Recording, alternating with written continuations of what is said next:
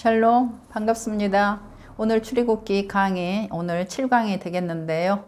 출애굽기 19장에서 20장 살펴보면서 강의 진행하도록 하겠습니다. 19장은요. 신의 임하신 하나님. 그래서 신의 산 언약은 본서의 핵심 중에 핵심이라고 볼 수 있겠습니다. 그래서 이 신의 산의 언약은요, 이렇게 상호적인 그런 언약이 아니고 쌍무 언약이 아니라 하나님께서 주체가 되시고요, 또 인간의 순종의 여부를 결정짓는 그런 종주권 형태의 서약이다. 그렇게 볼 수 있겠습니다. 그래서 이 신의 산 언약은요, 이스라엘 전 역사에 걸쳐서 가장 획기적인 사건이다. 또 천지 창조 이후에 하나님의 영광이 가장 극명하게 또 드러난 웅장한 사건이다. 그렇게 볼 수 있겠습니다. 율법은요, 하나님의 뜻을 알 수 있는 지식을 제공합니다. 그리고 하나님의 영광은 성도가 십계명, 구려와 법도를 준수할 때 하나님의 영광이 실현되어지고 나타난다.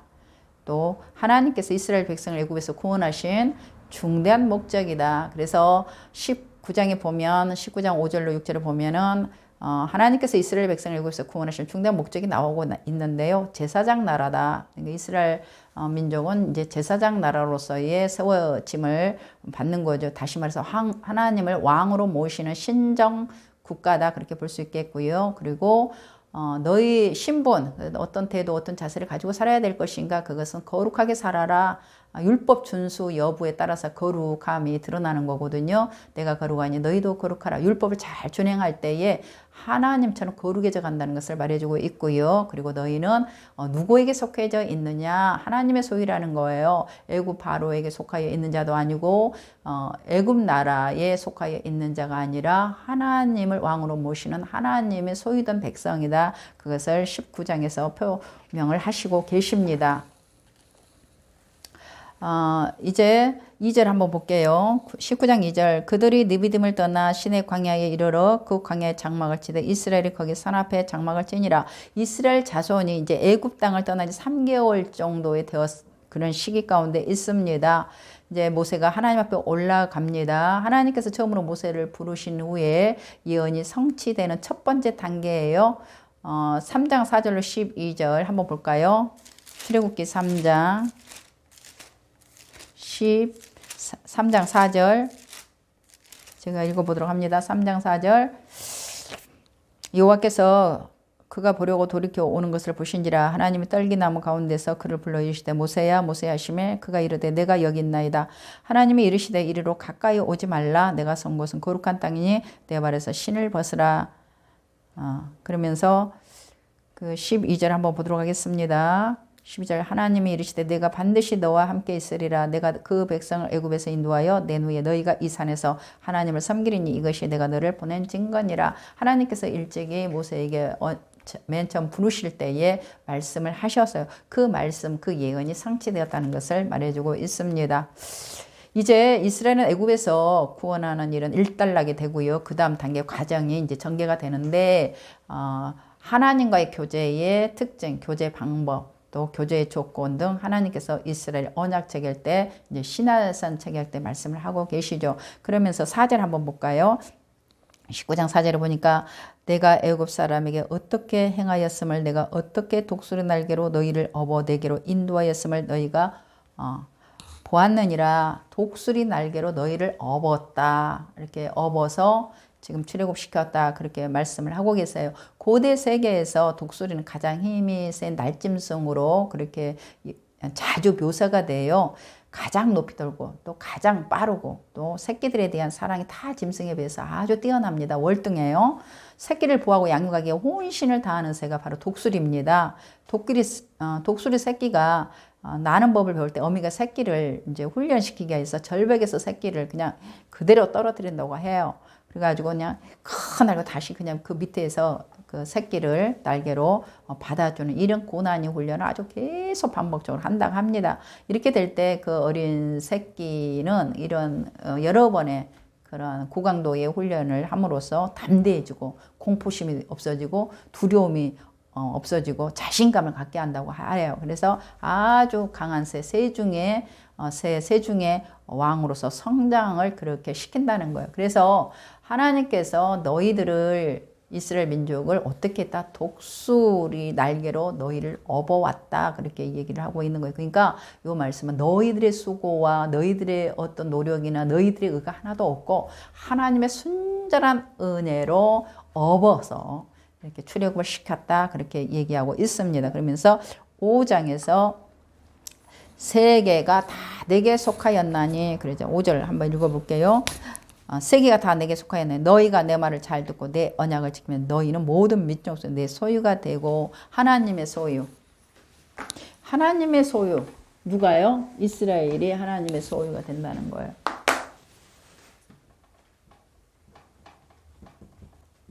우리 신분이 뭐예요? 하나님의 소유라는 거예요. 신분이. 누구에게 속하여 있느냐? 바로 하나님께 속하여 있다. 누가? 이스라엘이. 예전에는 출애굽하기 전에 어디에 속하여 있었어요? 바로에게 속하여 있지. 애굽에 속하여 있었어요. 세상에 속하여져 있었어요. 주권이 없는 뭐요? 종으로. 그래서 지금은 자유인으로서. 근데 언제 하나님의 법도와 윤례를 잘 지켜 행할 때에 하나님의 소유가 된다. 그렇게 말씀을 하고 완전 신분이 바뀌었다는 거예요. 하나님이 주인이 되시고 하나님이 왕이 되시고 하나님이 책임을 지시겠다는 그런 말씀이 되겠습니다. 그러면서 6절에 너희가 내게 대하여 제사장 나라가 되면 거룩한 백성이 되리라. 6절의 말씀. 다시 말해서 이스라엘이 하나님의 율법을 지켜 행하면 세계를 향한 하나님의 구속 계획을 특별히 선택된 민족으로 하나님과 열방사를 중재하는 제사장이 됐다. 제사장으로 쓰시겠다. 그 말씀이에요. 동시에 그들을 다스리는 왕권을 가지게 된다는 의미가 되겠습니다. 누구에게 속하여 있어요? 하나님께 속하여 있고요. 두 번째는 제사장 나라가 되면 제사장 나라. 특별한 그런 왕권을 가지게 된다는 것을 얘기하고 있습니다.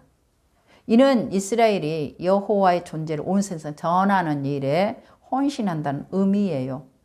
또한 이스라엘이 인간의 힘에 의존하는 나라가 아니고요. 하나님의 능력에 의존하는 국가임을 모델로 보여주는 그런 신정 국가임을 말해주고 있습니다. 만방에 제시하는 사명을 제사장 나라로서 제사장 국가로서의 감당한다라고 얘기를 하면 사명을 말씀하고 있는 거예요. 어디에?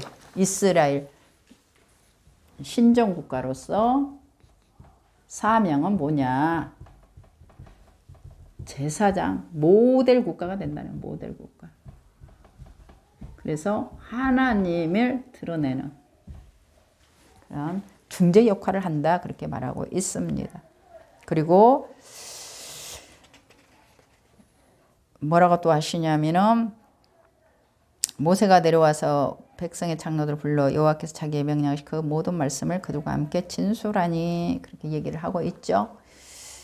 하나님께서 이제 제사장 국가 너희는 제사장 나라가 될지라 이렇게 얘기를 하시고 너희는 내 소유가 되고 그리고 나처럼 거룩해져라 그렇게 말씀을 하고 있습니다. 그리고 어떻게 살아갈 것인가? 내가 거룩하니 너희도 거룩하라. 이게 그리스도인들의 우리의 삶의 그런 뼈대죠. 그리고 우리가 그렇게 살아야 됨을 또 늘 얘기를 하고 있죠. 그래서 거룩해져라. 누구처럼 하나님과 같이 거룩한 사람들이라. 거룩하기 위해서는 하나님께서 율법을 주신 거죠. 그래서 율법을 이제 준행을 한다는 것 자체가 거룩해져 가는 거예요. 그래서 하나님께서 이제 출애굽 3개월 만에 시내산 언약을 하시면서 너희는 누구의 소유다? 하나님의 소유고 너희들은 신분이 그러니까 뭐냐? 사명이 뭐냐? 제사장 국가다. 거룩하라. 바로 우리에게 소유된 말씀이죠. 저희와 여러분은 바로 예수 그리스도 안에서 하나님의 소유가 되었습니다. 하나님과 친밀한 관계가 되었다는 거. 하나님을 아바 아버지로 부를 수 있고 우리는 그의 자녀가 되고 그리고 제사장 나라, 하나님 나라의 백성이죠. 그래서 우리는 하나님 나라에 소속되어져 있는 자로서의 모델, 그 이방 열방 가운데 모델을 우리가 하나님을 경외하고 섬기는 사람답게 그런 모델을 보여주는 거죠. 그리고 우리의 삶의 태도는 어떻게 되냐? 거룩해져라. 말씀을 지키는 것이 거룩해져 가는 거예요. 자, 하나님께서 신의 산 언약에 강림하신 이 19장은 제사장내가 되라. 지경을 범하지 말라. 너는 아론께 함께 올라오라. 자, 이제 20장 보도록 합니다. 20장. 20장은요, 10계명이 나와요. 10계명. 이제 계명을 주시죠.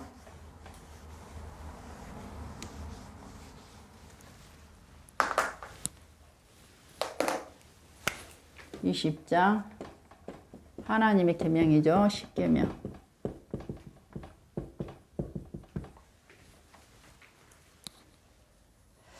하나님은 이제 이스라엘은 세속 국가 백성들과 구별되어야 하기 때문에 하나님의 백성으로서 지켜야 할 계명과 규례를 이제 율법으로 주시죠. 이것은 아브람과 맺으신 창세기 12장 1절 3절을 더욱 확대해 가지고 후손들을 상대로 직접 언약을 체결하시는 거예요. 창세기 12장 한번 볼까요? 창세기 12장에 1절로 3절 제가 읽어보도록 합니다. 여호와께서 아브라함에게 이르시되 너는 너희 고향과 친척과 아버지 집을 떠나 내가 내게 보여줄 땅으로 가라. 내가 너로 큰 민족을 이루고 내게 복을 주어 내 이름을 창대하게 하리니 너는 복이 될지라. 너를 축복하는 자에게는 내가 복을 내리고 너를 저주하는 자에게는 내가 저주하리니 땅의 모든 족속이 너로 말미암아 복을 얻을 것이니라 하신지라. 하나님께서 주셨던 이 창세기 12장 1절로 그 아브람과 맺으신 이 언약을 이제 확대를 해가지고 그의 후손들, 출애굽의 이스라엘 민족들 상대로 직접 언약을 체결하죠. 이것이 이제 신의 산 언약이라고 19장에서 말씀을 드렸고요. 하나님은 이스라엘이 건설할 새 나라는 하나님이 직접 통치하실 나라라는 거예요. 그리고 하나님의 나라이고 또한 이스라엘 백성 역시 하나님의 백성이 되어야 된다를 말해주고 있습니다. 또한 이스라엘 백성에 제정하여 주신 율법과 규례는 하나님 나라의 헌법과 같습니다. 하나님의 백성이 신격을 갖춘 하나님 나라의 백성으로서 고상한 수준에 이르도록 하기 위함이죠. 이는 하나님과 직접 교통 나누기 위한 배려이기도 하고요. 하나님은 이스라엘 백성을 언약의 당사자로 대우하시고 그들과 긴밀한 인격적 관계를 맺고자 하십니다. 그래서 좁은 의미에서의 율법은 10계명이다. 하나님에 대한 인간의 의무와 상호간에 지켜야 할 도리를 10계명을 통하여서 하나님께서 그의 백성에게 선포할 법의 강령을 내려주신 거죠. 이 10계명의 정신 후에 강림하신 그리스도에 의해 산상수훈에서 새롭게 제정되어 나타납니다. 10계명을 주신 하나님께서 이제 22절, 26절은 번제와 화목제를 드리라. 2절, 19장 2절 먼저 읽어보도록 합니다. 그들이 네 믿음을 20장 봅니다. 20장 2절 하나님이 모든 말씀으로 말씀하여 이르시되 나는 너를 애굽 땅 종되었던 집에서 인도하여 낸 내 하나님 여호와니라. 너를 애굽 땅 종되었던 종에게는요 율법이 없어요. 애굽에서 이스라엘 백성이 그렇게 살았다 할지라도요 그 법을 법 안에서의 보호를 받지를 못합니다. 주인이 법이에요. 주인이 생사 여타권을 가지고 있어요. 왜냐하면 법이라는 것은 내가 책무와 책임도 의무도 있지만 법의 테두리 안에서 내가 또 보호도 받을 수 있는 거거든요. 그런데 종이라는 것은 생사 여탈권이 바로 주인에게 있기 때문에 국가의 법의 보호를 전혀 받을 수 없었던 너를 애굽 땅 종되었던 집에서 인도하여 낸 하나님 여호와. 이제는 자유인이 되었다는 거예요. 하나님이 주신 그 율법의 책무와 책임과 의무도 있겠지만 그 법 테두리 안에서 보호도 받는 거 이제 자유인이 되었다는 것을 얘기해 주겠습니다. 그래서 법은요 굉장히 이스라엘 민족에게 한 나라가 세워진 거고 한 나라가 이제 제정되었다는 것을 얘기해 주고 있어요. 그러면 국가에 3대 요소가 있습니다. 먼저 땅이 있어야 돼요. 땅. 그 다음에 백성이 있어야 되겠죠. 그다음 주권이 있어야 되는 거예요. 주권은 법에서 나오는 거예요. 헌법. 주권을 보호받죠. 법 안에서. 그래서 국가의 3대 선 땅은 어디예요? 가나안 땅을 이미 하나님께서 아브라함에 주시겠다고 약속을 하셨어요. 그래서 이제 가나안을 향하여서 이제 나아가는 거죠. 백성은 장정이 60만이라고 그랬어요. 출애굽 때. 그러니까 학자들은 200만 정도는 된다고 그렇게 얘기를 하고 있습니다. 그래서 백성 준비되었고요. 법은 이제 시내산에서 하나님께서 뭘 주셔요? 법을 주시죠. 율법. 어떻게 살아갈 것인가 지침을 주시는 거예요. 이 지침은 세상 나라에서의 지침이 아니고 하나님의 나라, 하나님의 제사장 국가의 백성으로서 하나님의 소유된 백성으로서의 하나님이 제정하신 법을 주시게 되는 거예요. 그래서 국가에 이제 이스라엘 나라가 세워지는 기반이 준비가 된 것입니다.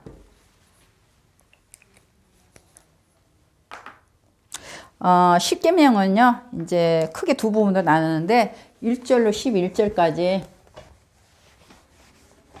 보면은 주신 내용인데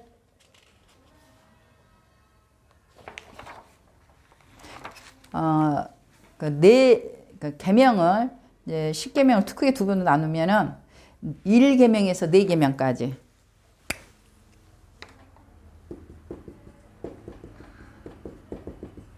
이거는 뭐 우리 성도님들이라면 기본 다 잘 알고 있죠. 4계명까지. 그다음에 5계명에서 6계명까지 잘 아시는데 한번 슬쩍 짚고 넘어갑니다.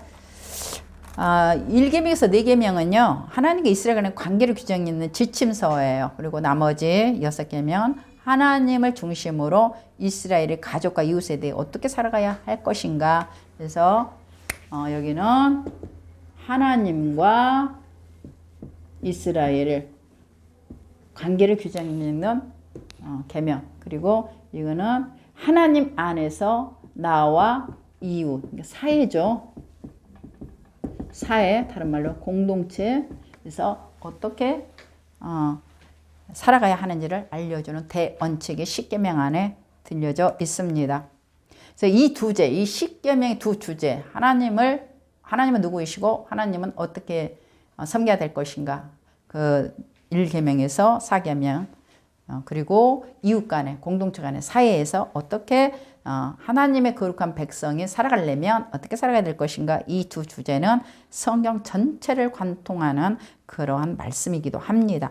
하나님의 이스라엘 백성이 하나님의 백성이 되었기 때문에 십계명을 지킴으로 하나님 백성답게 살아가기 위해 주신 거예요. 그리고 율법은 초등교사, 이제 갈라디아서 3장 24절에서 초등교사로서 율법 죄를 깨닫게 하는 거예요. 율법은 죄를 깨닫게 한다.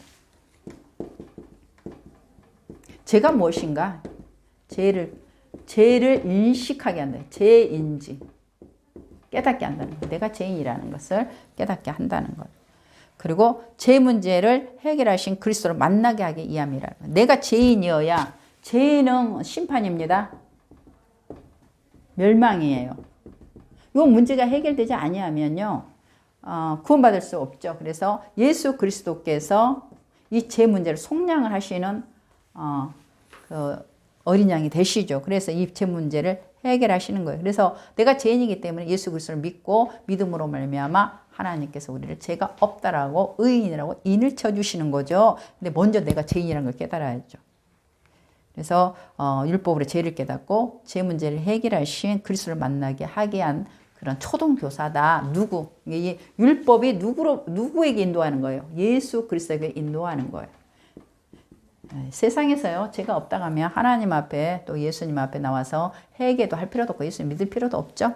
그래서 죄인인 스스로 죄인이라고 구원이 없다라고 생각하는 이들이 예수님을 만남으로 믿음으로 이제 죄인이 아닌 거죠. 물론 자범죄는 있지만 영원한 그 죄는 원죄, 본죄라고 하죠. 그 본죄는 해결된 것을 이 율법이 인식시켜서 죄를 인식시켜서 누구에게로 인도하는 초등교사와 같은 역할을 율법이 한다. 그런 뜻이 되겠습니다.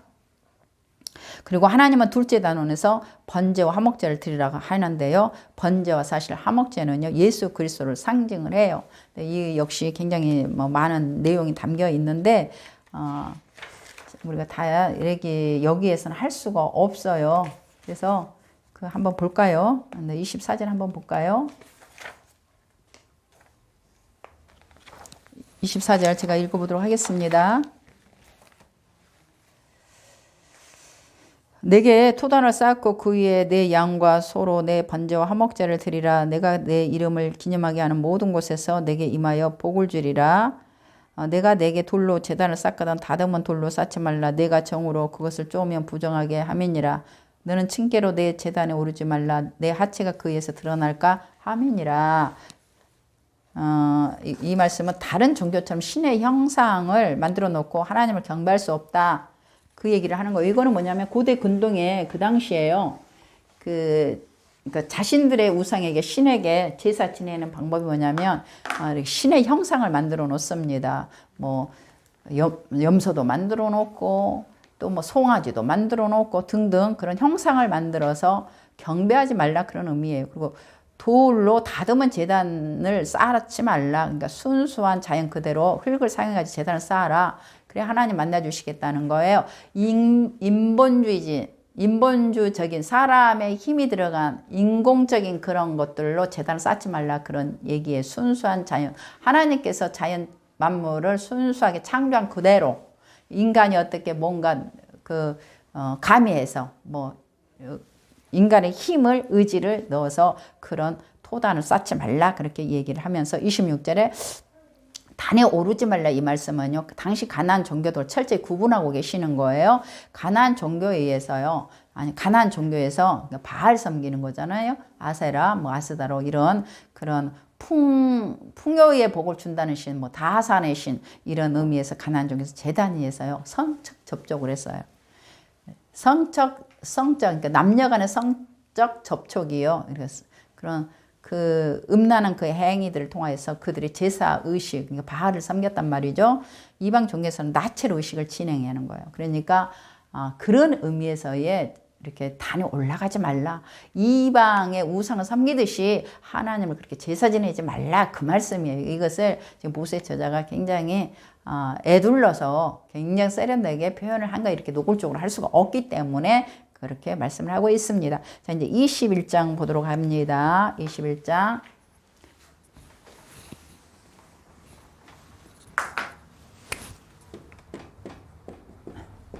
(21장은요) 이제 뭐 무슨 얘기냐면은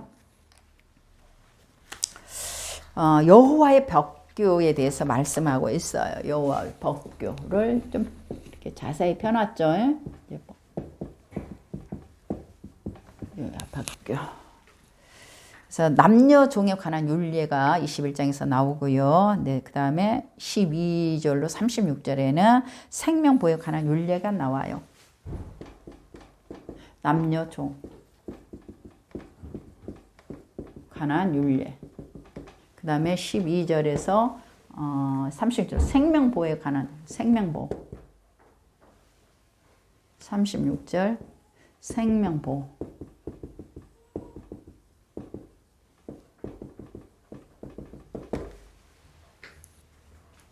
하나님이 주신 이 율례는요, 이스라엘 백성이 어떻게 살아야 하는지를 구체적으로 제시한다고 말씀을 드렸습니다. 즉 10계명에 오늘 지금 이제 21장에서부터는 10계명의 그 시행세칙 어떻게 적용해야 될 것인가 시행세칙이라고 볼 수 있겠고요. 그래서 종에 관한 규례, 또 사형에 해당하는 죄, 또 사람의 모든 규례의 근본 정신은 생명의 존엄성에 기초해야 된다. 이것을 말씀을 하고 있어요. 즉 생명은 누구의 것이다? 하나님의 것이기 때문입니다. 모든 사람은 하나님을 경외함과 그리고 무생명을 아주 귀하게 여겨야 된다고 말씀을 하고 있는 거. 이러한 정신은 신약시대에 그리스도의 사랑과 용서의 법으로서 율법과 선지자의 대강령으로서 승화가 되죠.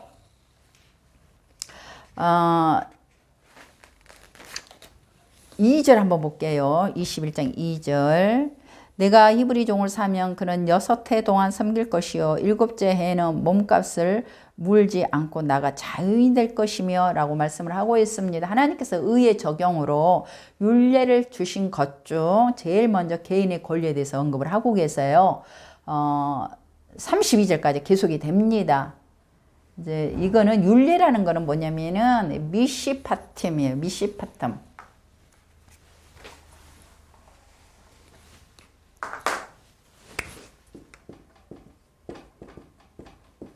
미시 바텀인데 이 말씀은 그 이끌어주는 결정들, 그러니까 이렇게 뼈대라는 거야. 이끌어주는 결정.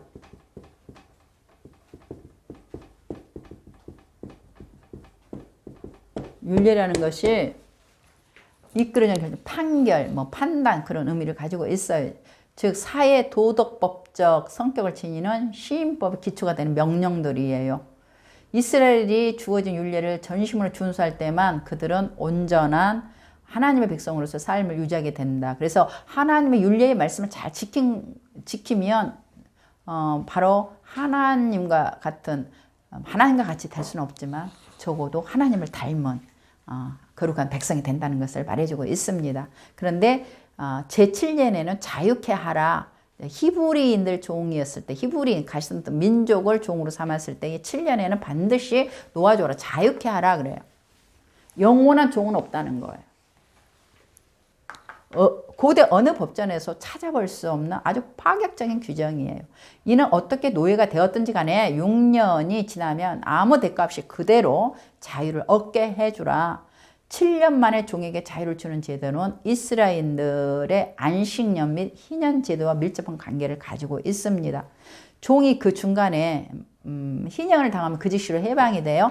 예를 들면은 희년이 이제 중간에 왔어요. 이제 6년 종으로 있다가 이제 해방이 되잖아요.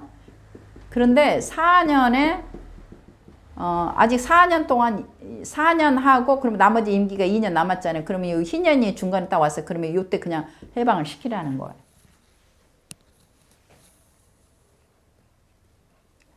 애국인 노예와 첩으로 들어간 노예를 제하고는 이스라엘 모든 노예는 해방을 시켜줘야 돼. 해방, 자유케 해줘야 돼요.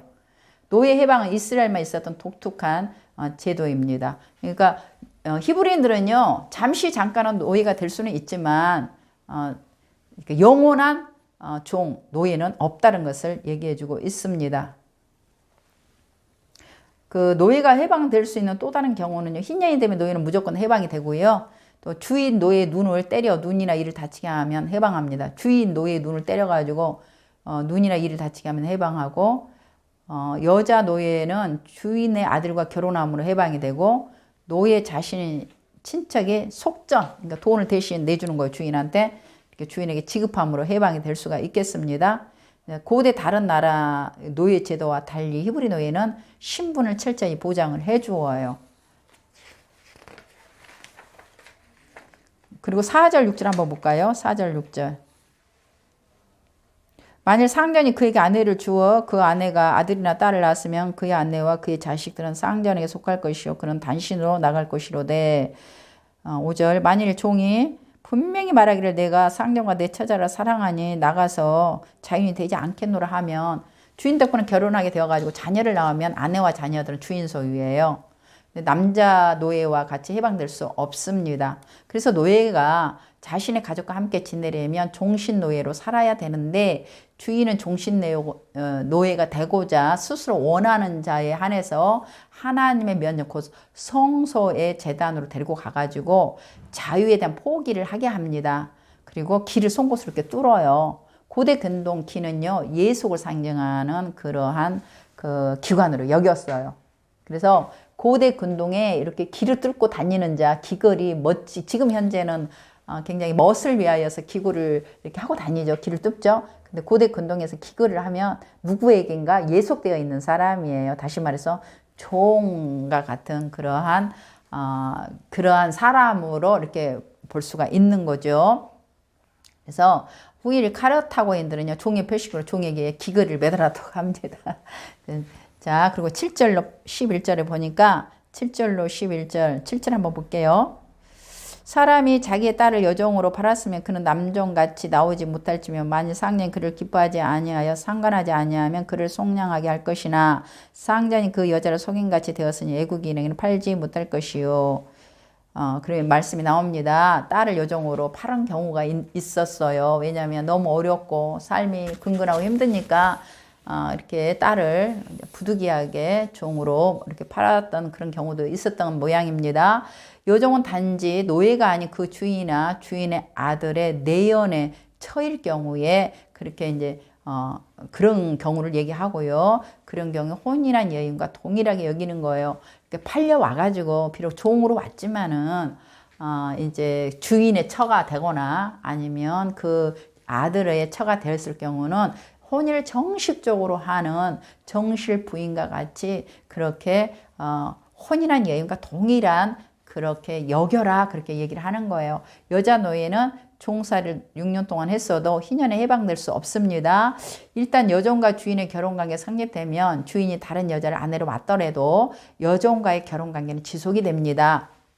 그래서 아내에게 반드시 의복을 주어야 되고요. 그리고 음식을 주어야 돼요. 또 거기에다가 이렇게 아내로서의 이렇게 성적인 관계를 그렇게 나몰라라 할 수가 없어요. 같이 해줘야 되는 그 세 가지 음식과 의복, 그러니까 삶을 책임져줘야 되고 아내로서의 대접을 해줘야 되는 거예요.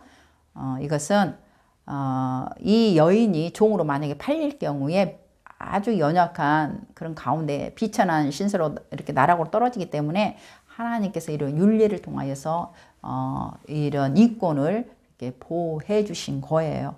그래서 이런 계명을 주심으로 비천한 신분에 빠질 그런 여건 가운데 있는 사람들에게까지도 하나님께서 세미한 관심을 윤례로 정해 두셨어요. 주인이 여종에게 기본적인 권리를 거절한다면 여종에 대한 소유권은 상실이 되어 주인 여종에게 기본적인 권리를 거절하면 또 8절 한번 볼까요? 8절.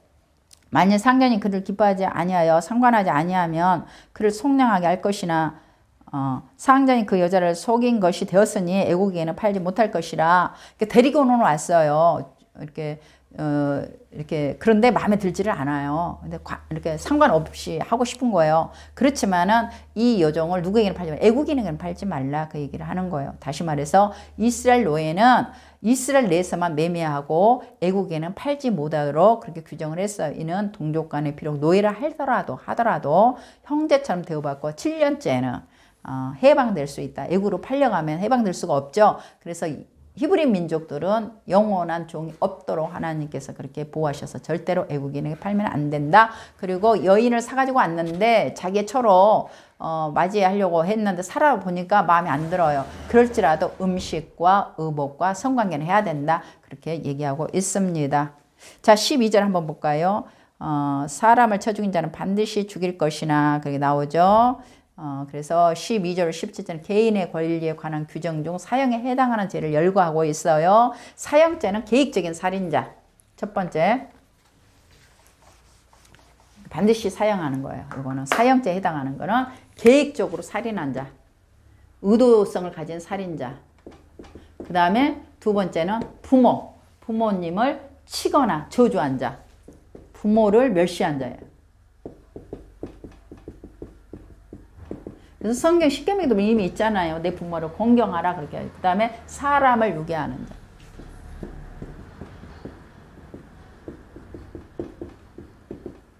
이거는 사형죄예요. 살인자. 부모를 살인자는 무기징역, 지금 현대법에서는 이렇게 상황에 따라서 이거는 의도된 진짜 죽이려고 했던 그럼 무조건 죽입니다. 부모 멸시하고 경멸하는 자, 멸시하는 자, 때린 자, 저주한 자, 사람을 유괴하는 자는 어떻게 한다고요? 이렇게 사형을 해라 그렇게 얘기하고 있습니다.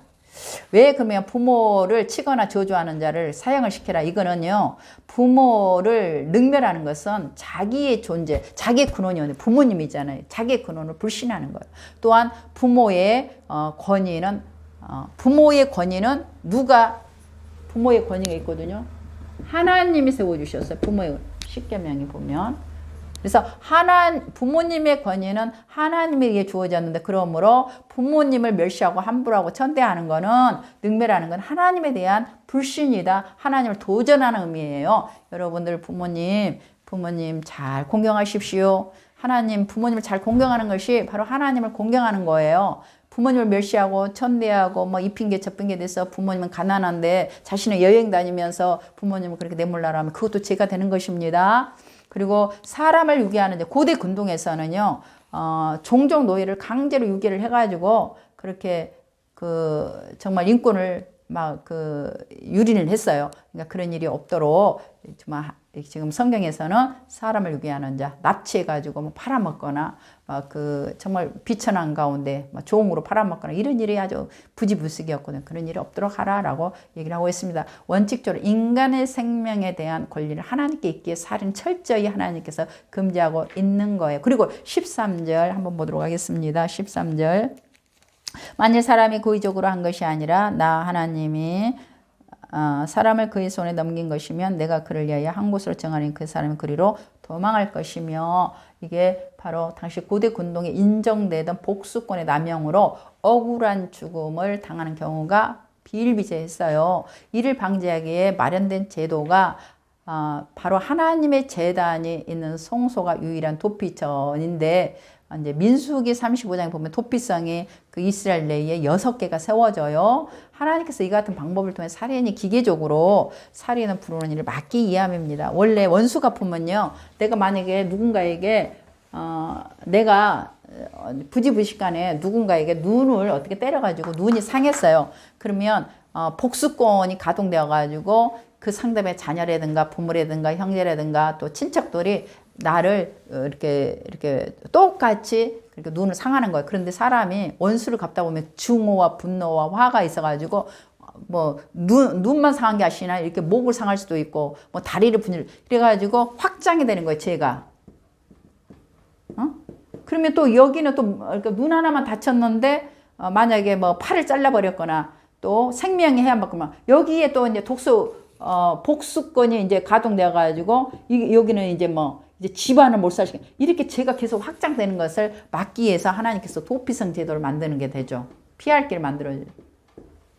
그래서 일단 도피성으로 도망을 갑니다. 그래가지고 도망을 가서 여기에 이제 레위인들 뭐 있죠. 이렇게 지도자들이 있어요. 장로들이 있어요. 그럼 이제 성문에 있어요. 성문에 여기가 이제 성문, 여기에 이제 장로석이 있어요. 이때 이 사람이 어떤 사람인가 일단 받아줘요. 그리고 이제 제 유무를 이렇게 알아보게 하죠. 다시 말해서 한 곳을 정하는 도피성 제도를 하나님이 하셨다는 거예요. 일단은 억울한 죽음을 당하지 않도록 하기 위해서 도피성을 만들게 되죠.